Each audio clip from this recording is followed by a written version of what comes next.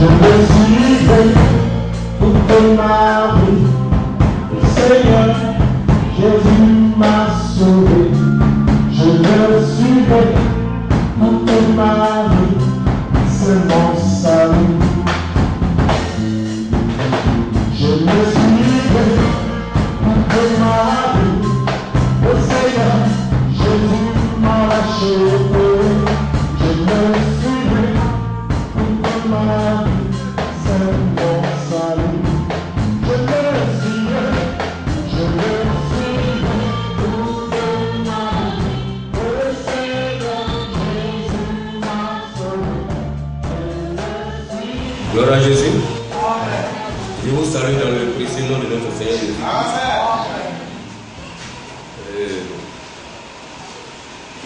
C'est encore une cette convocation de notre Seigneur. Et donc, ce que nous avons répondu pour écouter sa parole. Amen. Je ne suis pas trop dans... C'est pas dans ma peau physique. Parce que la santé est une. Mais Dieu nous soutiendra. La fois passée, nous avons écouté la parole de Dieu dans cette prédication que nous avons débutée. Cela fait quelques semaines. Et donc ce soir, par la grâce de Dieu, nous allons terminer cela. Et c'est le Seigneur qui fait toutes choses pour sa seule gloire. Mais avant de commencer d'aller droit à la prédication, à la parole de Dieu, nous allons faire un peu quelques éclaircissements, des rectifications que je vais faire.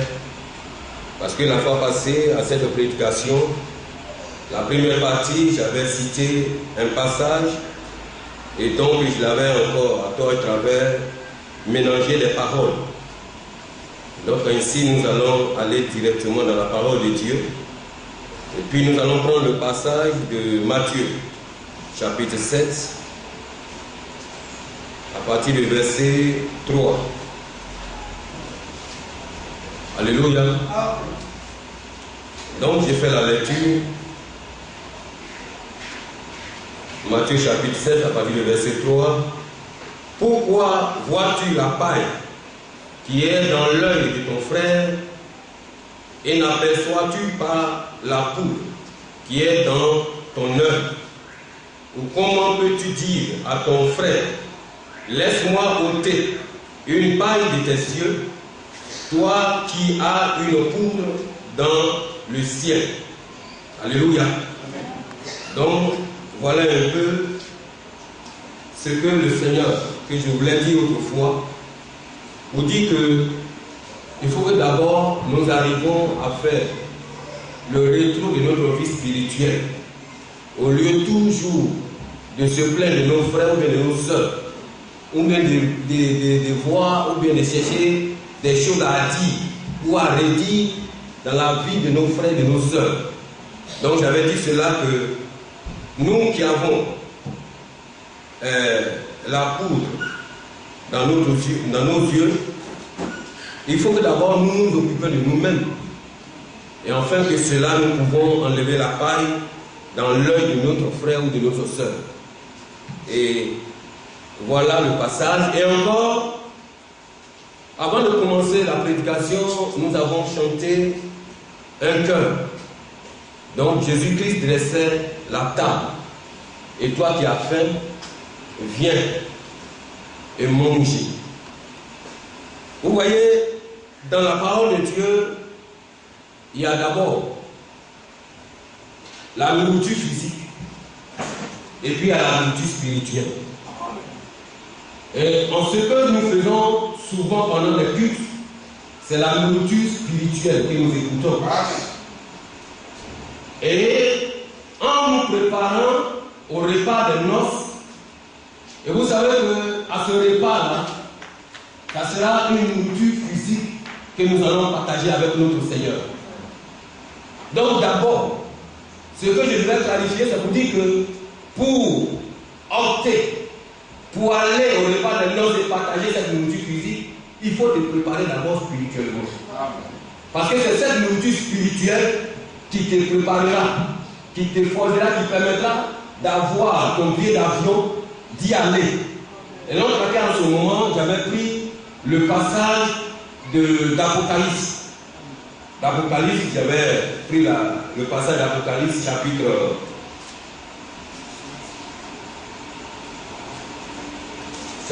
19. Alléluia. Chapitre 19, nous avons lu à partir du verset 7. Il dit, réjouissons-nous, soyons dans l'allégresse et donne-lui gloire, car les noces de l'agneau sont venues. Son époux s'est préparé. Et il lui a été donné de se revêtir d'un fin lin, éclatant pur, car le fin lin, ce sont les œuvres justes des saints. Amen. Alléluia.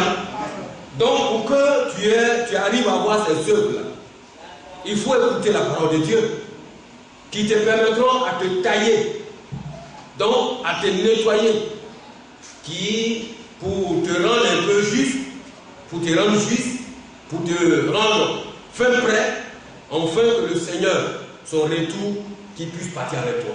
Amen. Alléluia. Donc voilà un peu la lumière que je voulais apporter à ces déclarations qui ont été faites au premier jour de cette prédication. Amen. Amen. Donc, nous allons droit à notre sujet. Et en cela, nous allons continuer cette prédication. Et ce jour-là, nous avons utilisé la parole de Dieu dans Apocalypse chapitre 22, à partir du verset... J'ai commencé au verset 1, verset 6 pour mieux comprendre. Et puis nous sommes arrêtés à partir du verset 15. Et le titre était « Je le déclare à quiconque entend les paroles de la prophétie ». Alléluia. Donc c'est le verset 18 qui était ce jour-là, le thème de la prédication. La Bible dit que la parole de Dieu, pour être clarifiée, c'était l'apôtre Jean, le serviteur de Dieu, à qui Dieu a fait ce genre de vision, lui a montré, donc lui a interpellé, lui a utilisé en tant que le canal pour pouvoir interpeller les enfants de Dieu. Amen. Et ce jour-là, c'était Jean qui était face à face avec l'homme de Dieu qui lui parlait sur l'île de Patmos. Et nous voyons ces déclarations, ces prophéties ne sont pas uniquement au temps de Jean. Amen. Ces déclarations, ces prophéties sont écrites pour le bien-être des enfants de Dieu. C'est-à-dire toi qui accepteras le Seigneur Jésus-Christ, ces prophéties doivent te permettre à comprendre la parole de Dieu et à te mieux préparer pour sa rencontre. Dans le nom de laquelle il a dit ici que je le déclare à quiconque entend les paroles de la prophétie de ce livre. Et le livre, c'est quoi? Le livre que nous avons aujourd'hui qui nous éclaire et qui nous instruit, c'est la Bible que nous tenons en main. Cette Bible-là, dans Timothée, nous dit que ce sont les Écritures qui sont inspirées de Dieu, qui doivent emmener aux enfants de Dieu d'être enseignés. Pour être enseigné, pour être exhorté, pour être instruit. Donc l'instruction vient de la part du Seigneur en travers ces prophéties qui sont aussi la parole de Dieu. Amen. Donc là, il dit, si tu entends, et si quelqu'un y ajoute, quand tu vas entendre, quand tu vas prendre connaissance de ces prophéties, de ces paroles, qui sont écrites depuis la Genèse jusqu'à l'Apocalypse, si tu entends et que tu lis, tu ne dois pas ajouter. Alléluia. Tu ne dois pas ajouter de ces prophéties de notre Dieu, de la parole écrite de notre Dieu. Et donc, tu ne dois pas aussi retrancher. Et nous voyons aujourd'hui combien de personnes qui sont en face de cette situation. La Bible que nous avons sont les écritures réelles de la parole de Dieu. De la Genèse à l'Apocalypse, et ces prophéties qui sont accomplies. Amen. Lorsque la parole de Dieu nous dit, une femme enfantera, Marie va enfanter. Votre sauveur Jésus-Christ, on l'appellera Emmanuel, qui vient dire Dieu avec nous. Et ces prophéties sont accomplies. Amen. Ça a été fait. Marie a enfanté Jésus-Christ. Et son nom qui était Emmanuel, Dieu avec nous. Parce que Jésus-Christ était Dieu en esprit devenu en chair. Et qu'il a vécu au milieu de nous. Donc il veut dire Emmanuel. Et Jésus qui veut dire Sauveur. Donc c'est Jésus. Donc la prophétie qui a été écrite depuis le commencement de la parole de Dieu. Alléluia. Mes frères, c'est accompli. Et nous avons vu à l'est. Jésus a mangé avec nous. Vous voyez, s'il a mangé avec les apôtres, il a mangé avec nous. Et l'histoire écrit même la vie de Jésus-Christ. Ceux qui ont fréquenté et ceux qui arrivent à s'approcher des lectures ou bien des informations ont compris que Jésus a bel et bien réellement vécu sur la terre des hommes. Amen. Amen. Amen. Donc la Bible dit de ne pas retrancher ces choses-là, de ne pas ajouter pour toi. Mais il y a beaucoup de choses qui sont écrites et d'autres aujourd'hui qui ne veulent pas s'approcher à cette parole, à ces prophéties, ont commencé à manipuler et à changer et à ajouter ou retrancher pour eux-mêmes de leur propre bien. Amen. Donc la Bible dit de ne pas le faire. Donc celui qui le fait, déjà, va contre la parole de Dieu. Et là, mes frères et sœurs, ce que nous entendons de ces prophéties ont été confiés à des hommes palpables, choisis par Dieu. Pour nous faire comprendre quelque chose, nous allons prendre 2 Chroniques chapitre 20. Mon frère, tu vas m'aider un peu. 2 Chroniques chapitre 20. Et puis verset 20.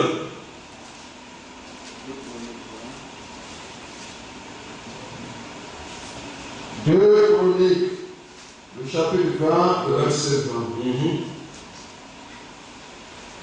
Le lendemain, il se mit en marche de grand matin pour le désert de Tekoua.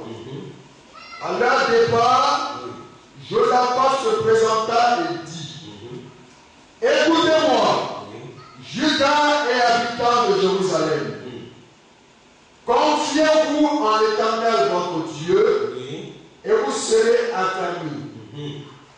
Confiez-vous en ses prophètes, et vous réussirez. Alléluia. Et ces prophéties ont été confiées, c'est-à-dire la parole de Dieu a été confiée aux prophètes. Et la Bible dit que la parole vient aux prophètes, et donc ces prophètes sont mandatés à donner la parole authentique aux enfants de Dieu pour leur bien-être. Celui qui a été choisi, il ne peut pas dévier la voix de Dieu. Donc laquelle Jean lui-même, étant le serviteur de Dieu, a donné ses indicatifs, a donné ses déclarations, pour dire que celui qui entendra ces prophéties ne doit pas retrancher un iota là-dedans. Ne doit même pas retrancher un mot à cause lui-même de ses biens. La parole de Dieu nous a été donnée pour pas, d'abord pour notre propre bien, mais pas pour notre service personnel. Pour ne pas que nous cherchions à travers de ces paroles-là de l'argent. Mais aujourd'hui, sur la terre des hommes, les gens ont falsifié la parole en faisant comment? En créant des écoles théologiques. Donc, en ajoutant même de leur propre esprit dans la parole de Dieu. De ce qui fait que, dans ces jours, de ce message en travers son canal, son serviteur, c'est-à-dire le livret et la bonne semence, vous voyez que parmi les enfants de Dieu, il y a toujours l'ennemi du diable qui vient là, l'ennemi qui est le diable, vient s'implanter pour dévier la voie de Dieu. Et donc au commencement de la Genèse, vous voyez même le serpent ancien a commencé à falsifier la parole de Dieu. Il a retranché, il a même ajouté. Donc déjà quand il a fait troubler l'esprit d'Ève pour l'emmener aujourd'hui à se détourner de la parole qui a été déclarée depuis Jardin d'Éden. Et c'est la même chose, même lui qui continue. Et la Bible dit que aussi le Seigneur, le diable, a ses agents, à ses serviteurs, à ses apôtres. Et ces mêmes apôtres-là sont de nos jours en train toujours de tordre la parole de Dieu. Mais nous, qui sommes les véritables enfants de Dieu, quand nous écoutons la parole de Dieu, nous accrochons à cela. Un véritable enfant de Dieu, le Fils de Dieu n'a jamais eu un comportement à redire à la parole qui lui a été annoncée. Alléluia.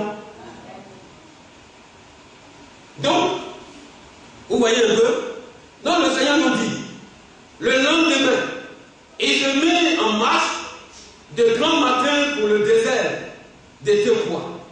À leur départ, Josaphat se présenta et dit, écoutez-moi, Judas et habitants de Jérusalem, confiez-vous à l'Éternel. Un enfant de Dieu doit se confier toujours à son Dieu. Ce Dieu qui a créé l'univers, le ciel et la terre, qui est son secours, qui est son assurance. Amen. Qui est son protecteur. En dehors de ce Dieu-là, nous n'avons pas d'autre Dieu qui va nous protéger. Et donc, Josaphat, connaissant ce Dieu, a emmené le peuple de Dieu à mettre toute leur confiance dans ce Dieu-là. Et donc, laquelle le Seigneur dit, connais ton Dieu pour mieux l'adorer. Parce que si tu ne le connais pas Dieu, tu ne peux pas connaître ses critères, ses caractères, son identité. Or, si tu connais ton Dieu, tu auras à connaître au moins ses caractères et son identité. Et ces caractères peuvent encore aussi se manifester en toi. Parce qu'en te voyant, nous allons connaître ce véritable Dieu. Alléluia. Vous voyez un peu un père qui a ses enfants, ou quelqu'un qui a ses enfants ne peut pas se cacher. Parce qu'on connaîtra toujours au travers de ses enfants celui qui a fait ses enfants-là. Donc nous aussi, étant les enfants de Dieu, rachetés à ce grand prix, par le sang versé à la croix, nous sommes identifiés. Et le caractère de notre Dieu doit habiter en nous. Amen. C'est ce même caractère qui habitait dans la vie des apôtres. Donc là, on les a appelés les chrétiens. Et si on les appelle chrétiens, ce n'est pas un mot d'amusement. Mais il y a plein qui appellent ça aujourd'hui comme de l'amusement. Tout le monde se dit chrétien, mais la vie de Christ n'est pas identifiée en eux.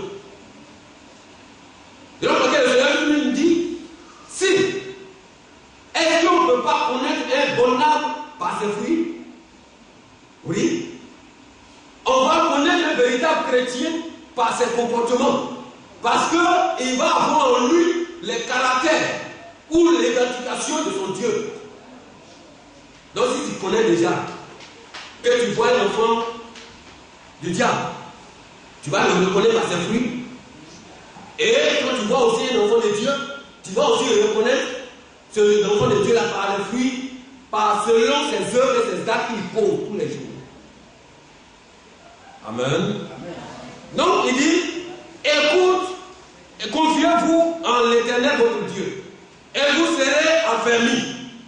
Confiez-vous en ses prophètes et vous réussirez. Pourquoi en ces prophètes? Le Seigneur nous dit dans Amos 3, il n'a jamais caché quoi que ce soit à ses prophètes. Parce que c'est par ces prophètes nous sommes édifiés. C'est par ces prophètes nous connaissons qui est le véritable Dieu par sa parole. Donc ça veut dire un serviteur de Dieu qui est mandaté par son Dieu dit les paroles véritables de son Dieu. Et en travers cela, vous allez connaître qu'il y a le monde, il y a un véritable Dieu. Parce qu'il ne va pas ajouter et ni il ne va pas retrancher. Et quand nous revenons lui-même à ce Jésus, il a vécu ces choses-là. Il a échangé avec les pharisiens. Vous voyez un peu? Il a discuté avec les pharisiens. Pourquoi? Et un prophète mandaté et donc qui doit donner les caractéristiques de son Dieu qu'il a envoyé sur la terre des hommes, il a commencé à marcher selon la droiture de la parole qui a été accordée. Il n'a pas marché à droite, ni à gauche, ni à droite. Il était au bon chemin de la voie de Dieu. Donc, par ses actes, par ses comportements, les œuvres qu'il posait étaient réellement la voie de Dieu. Amen. Il est changé là. Et quand nous prenons Jean chapitre 10,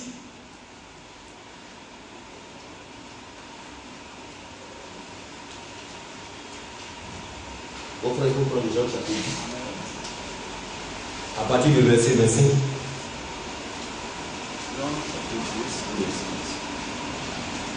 Jean chapitre 10, le verset 26. Oui.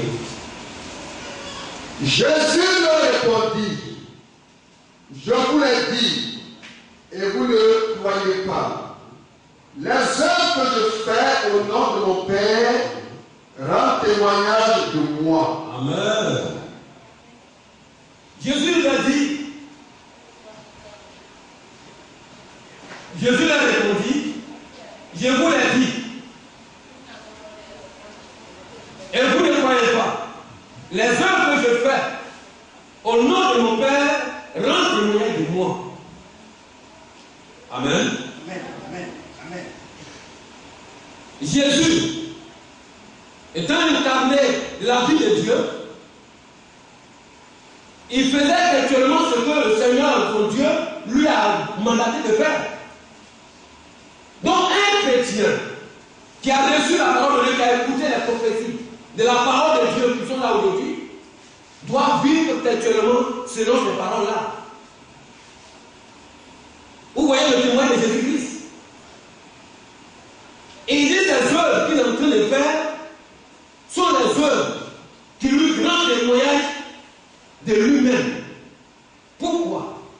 Parce que quelqu'un qui vit la parole de Dieu ne peut pas vivre le contraire de cette parole. Si tu dis que tu es un enfant de Dieu, montre réellement ce que tu fais. Alléluia. Vous voyez, un chrétien ou une chrétienne ne peut pas là toute la journée arriver à avoir des embouches, des injures. Et après, là, il dit non, je suis chrétien ou je suis chrétien. Amen. Et Jésus nous interpelle et dit, ne dis pas à qui que ce soit rata, c'est-à-dire imbécile, ou quoi que ce soit d'autre. Ce n'est pas la vie des chrétiens. C'est ceux qui ne comprennent pas la parole de Dieu qui arrivent à vivre ces gens de Dieu. Donc nos œuvres doivent rendre témoignage de notre Dieu. Nos comportements doivent rendre témoignage de notre Dieu.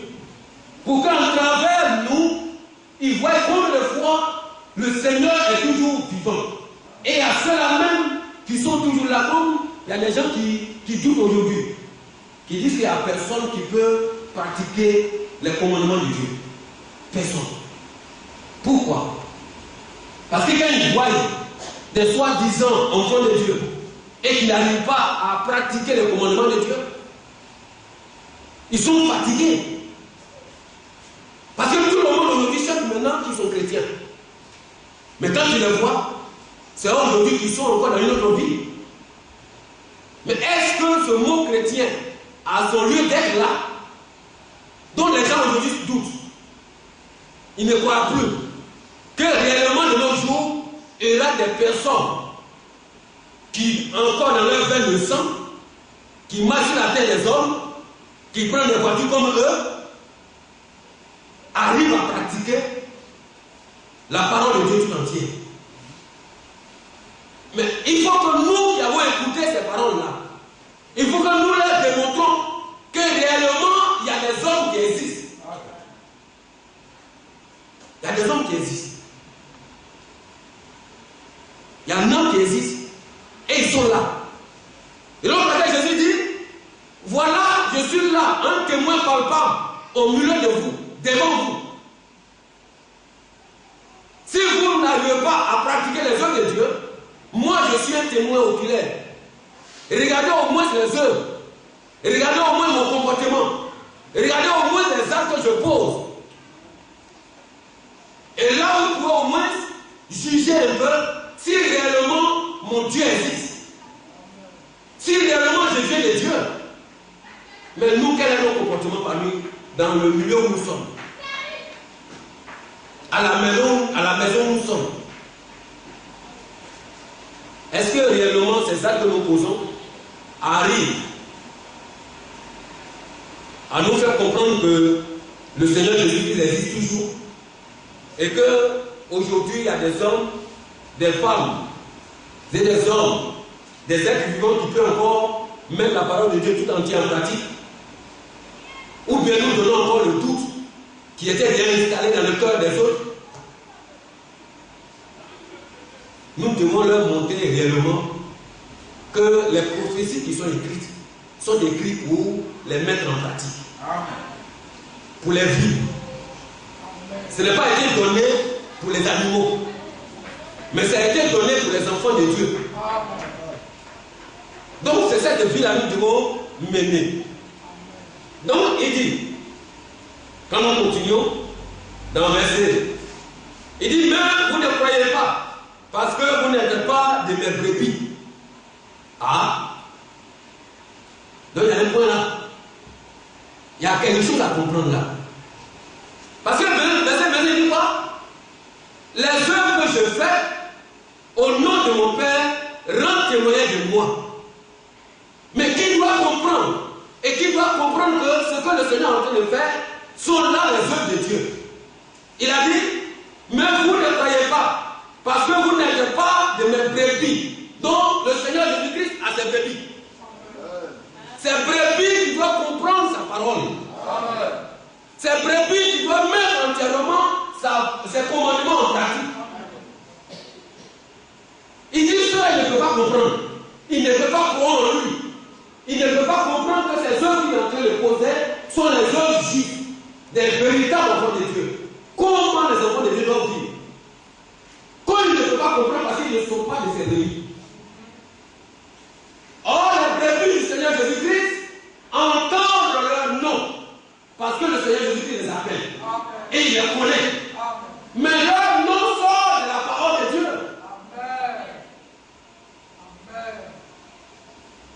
Alléluia. Tu entends comment tu entends ton nom lorsque le Seigneur Jésus-Christ t'appelle.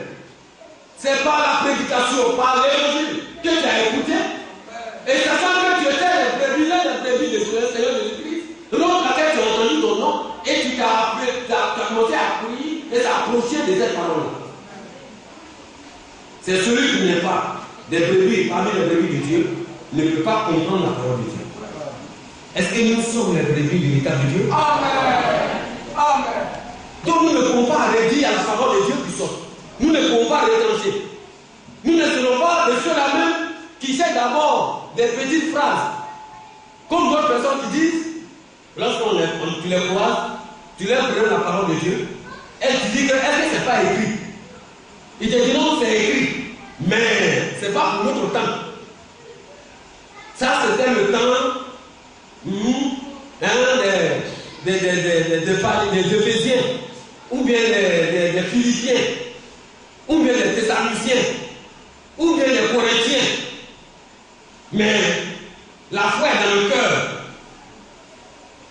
La Bible de la foi sans les œuvres, c'est une foi morte. Amen. Amen. Amen.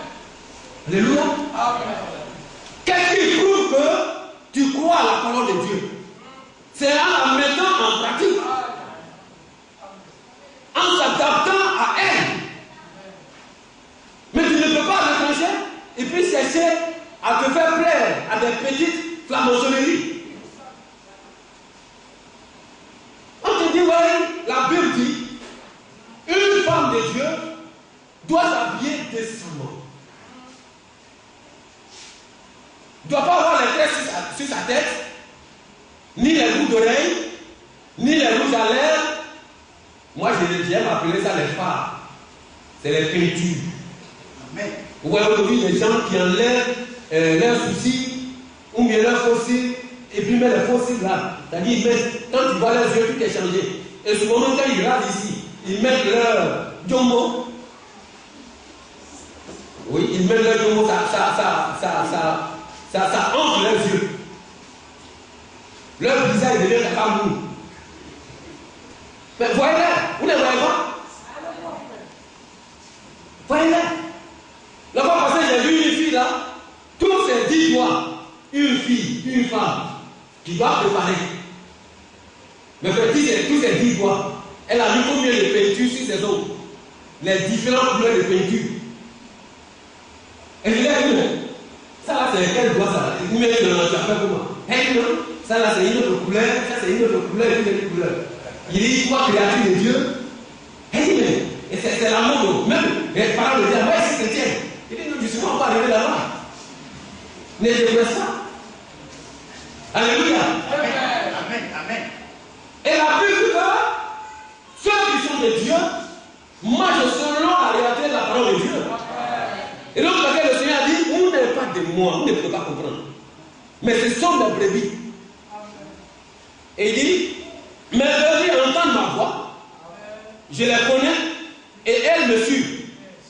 Je leur donne la vie éternelle, et elles ne périront jamais, et personne ne les ravira de ma main. Alléluia. Amen. Mais pour arriver à cela, une brebis se soumet selon le caractère de son maître. Si nous sommes les brebis, notre berger nous éduque. Et notre éducation est ici. Et nous devons dire Amen selon tout ce qui a été écrit comme notre éducation. Et nous devons y marcher à la droiture de cette voie-là. Parce que nous sommes les brebis de Dieu. Amen. Et vous voyez un peu, le Seigneur nous emmène à comprendre beaucoup de choses. Donc mes frères, mes soeurs, quand nous nous asseyons, nous devons savoir que notre boussole c'est la parole. J'ai dit toujours dans la prédication, nous ne devons pas être des enfants flottants de tout vent doctrine. Si tu es assis dans la parole de Dieu, tu ne peux pas être un enfant flottant de tout vent doctrine.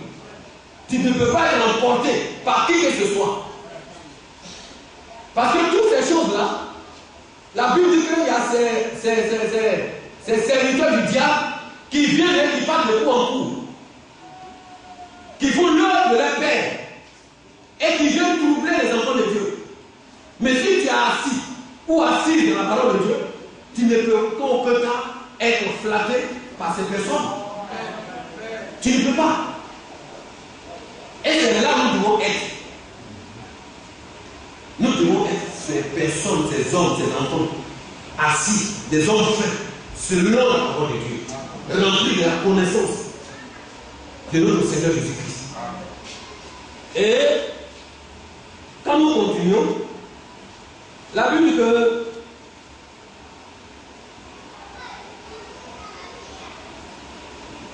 nous devons marcher selon sa voie. Donc il a dit, mon Père qui me les a donnés est plus grand que tous. Et personne ne peut les ravir de ma main de mon Père. Moi et mon Père, nous sommes un. Vous voyez?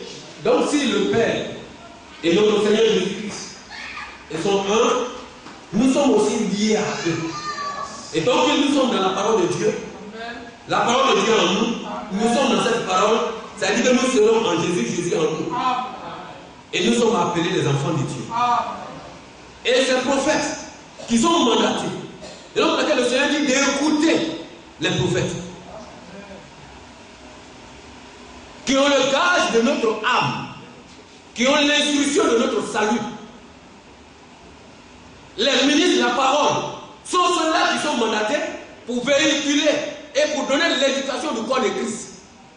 Mais si nous ne nous confions pas à eux, c'est confier à eux. Ce n'est pas écouter leurs paroles de eux-mêmes, mais de ce qui sort, de ce que Dieu a mis en eux, qu'ils vous véhiculent. Vous voyez, ce n'est pas donné à n'importe qui. Étant dans la dénomination avant, souvent quand on parle des moments de questions et réponses, souvent c'est la colère qui vient. Des séances questions et réponses. Lorsque vous leur posez des questions en tant que les serviteurs de Dieu, eux-mêmes qui ont organisé cela, et ils se mettent en colère. Vous voyez sur la chair, tu les vois vraiment rougir les yeux. Et souvent il te dit, toi-même je t'ai remarqué, tes questions que tu poses là sont des fausses questions. Vous voyez? Mais le serviteur de Dieu est celui à qui Dieu a donné sa parole et doit toujours, parce qu'en tant qu'homme, la parole ne vient pas de lui. Comme Paul nous a déclaré cela dans Corinthiens. Ils disent que est-ce que c'est de nous la parole vient? Donc si la parole ne vient pas de nous, nous ne sommes pas, en aucun cas nous ne devons pas étrangers ni ajouter. Nous devons suivre selon les critères de la parole de Dieu. Donc laquelle il faut faire souvent des rectifications, nous sommes des hommes. On peut dire quelque chose. Mais en nous asseyant, donc parce que toutefois je fais effort et puis je dérange beaucoup mon frère qui prie. Parce que quand j'ai fini, je lui dis pardon, fais de sorte que tu me donnes une cassette de cette prédication. Pour que j'écoute. Je suis un homme. Sans Dieu, je ne suis rien. Et je peux dire des choses sans se rendre compte. Ma langue peut toucher quelque chose et qui ne pourrait pas faire du bien à mes frères. Mais souvent, peut-être, il peut s'asseoir tranquillement sans rien dire. Mes frères, ne faites pas cela. Je vous demande pardon aujourd'hui. Si vous avez écouté des choses, vous avez des questions à poser, approchez-vous des serviteurs de Dieu. Ne dites pas non, il a dit. Bon, quand il a dit, et puis vous êtes derrière là-bas, tu es en train de parler contre lui, ou même tu es en train de parler, de chuchoter entre toi et d'autres frères, mais tu n'as pas écouté ce que ce serviteur de Dieu a prêché ce jour-là. Tu n'as pas écouté ça, tu n'as pas compris. Et mais est-ce que ça c'est vrai même? Non, vraiment, est-ce que ce serviteur de Dieu, est-ce que vraiment il est de Dieu même? Parole même, là, vraiment, on ne comprend pas. Mon frère, ça ne sera pas bien pour toi. Ma soeur, ça ne sera pas bien pour toi. Permets de t'approcher, et puis là, tranquillement, vous êtes assis à deux, ou bien prends la cassette. Tu vas à la maison, tu écoutes tranquillement, et puis s'il y a des questions à poser, tu écris, tu énumères tes questions, et puis un jour tu appelles le serviteur, et puis tu dis, bon, viens. Voilà, au cours de cette prédication, j'ai écouté la cassette attentivement. Mais voilà ce qui a été dit ce jour-là, voilà ce qui a été dit. Vraiment, je vais encore comprendre mieux. Je vais encore comprendre. Voilà telle question que j'ai à poser à ce sujet-là. Alléluia. C'est encore bien. Que le Seigneur nous bénisse. Et ces prophètes doivent être ceux-là même qui prêchent la parole de Dieu et dont les prophéties qui sont clarifiées dans la parole de Dieu. Et donc, ceux-là sont emmenés à vivre aussi la parole. Vous voyez, quand nous prenons les apôtres, ils n'ont pas parlé uniquement, verbalement, mais eux aussi, ils arrivaient à vivre cela. Et donc, Paul dit, j'ai traité durement mon corps. Ça lui fait de sorte que de aussi mettre en pratique la parole de Dieu. Pour ne pas que lui qui aime prêcher aux autres, que le jour où le Seigneur viendra, que lui reste. Alléluia. Ça aussi c'est notre effort. Et nous demandons vos prières, vos soutiens. Priez pour les serviteurs de Dieu. Priez pour tous ceux qui travaillent dans la maison de Dieu. Priez pour les ministres de la parole. Priez pour nous.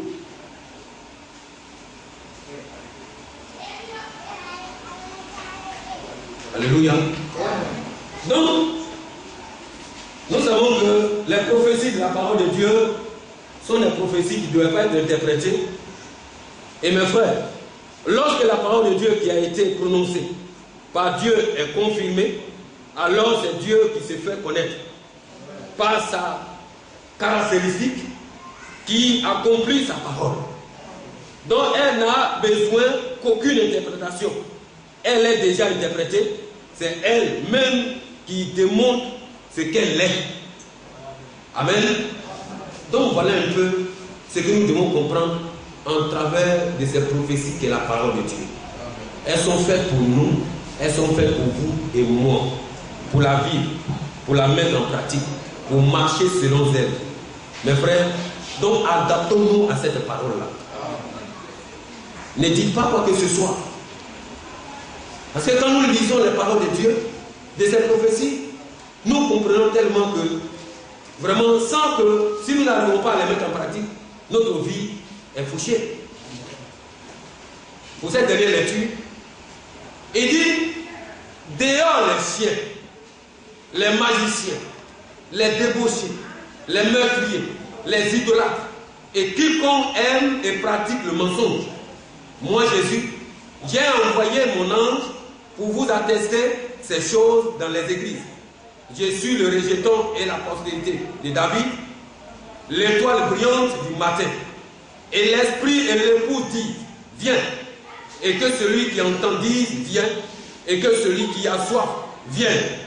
Que celui qui veut prendre de l'eau de la vie gratuitement.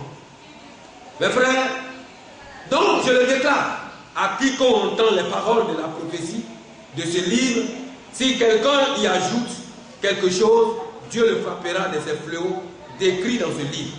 Et si quelqu'un retranche quelque chose de ces paroles du livre, de cette prophétie, Dieu retranchera sa part de l'arbre de la vie et de la ville sainte décrit dans ce livre.